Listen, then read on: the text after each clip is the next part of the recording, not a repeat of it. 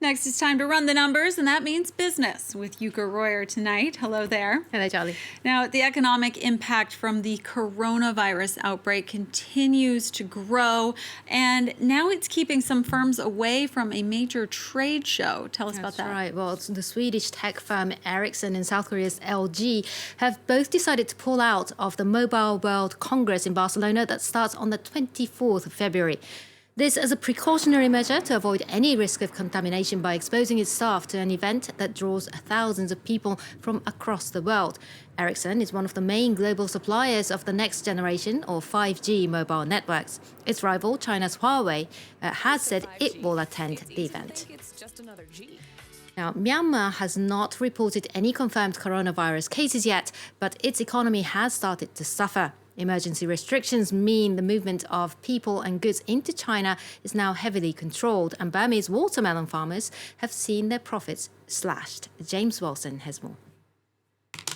Myanmar's economy relies heavily on China, and border trade alone generates more than $1 billion in a single month. Chinese consumers are particularly fond of Myanmar's watermelons, and usually hundreds of trucks are sent north every day.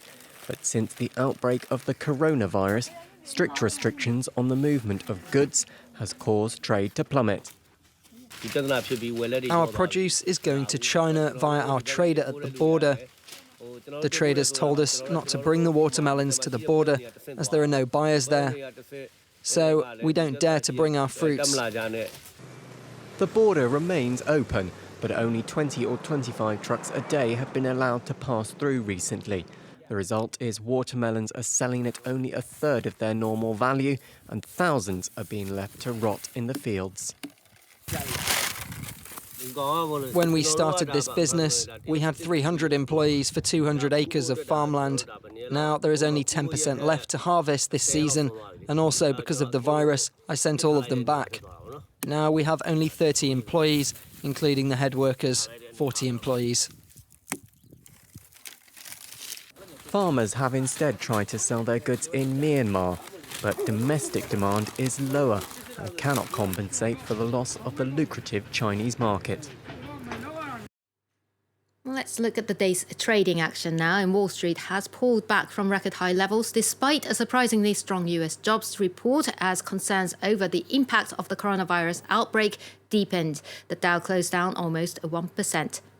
Uber shares, though, jumped nearly 10% after the ride-hailing company moved forward its target to achieve profitability by a full year. Major European markets closed the week in the red, with London's FTSE down 0.5%, due in part to a rise in the British pound.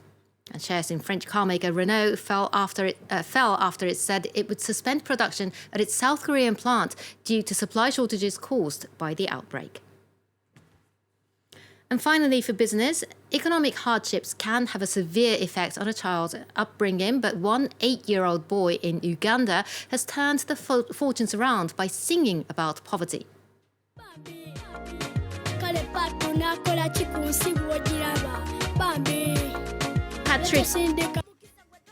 Patrick Senyojo, his stage name Fresh Kid, has become a YouTube sensation by singing about his parents' struggles to provide for him and his 4 siblings.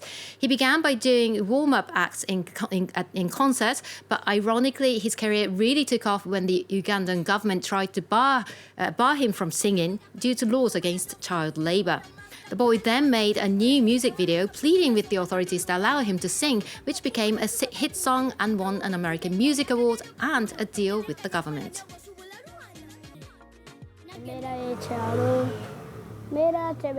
Life in the village is not easy.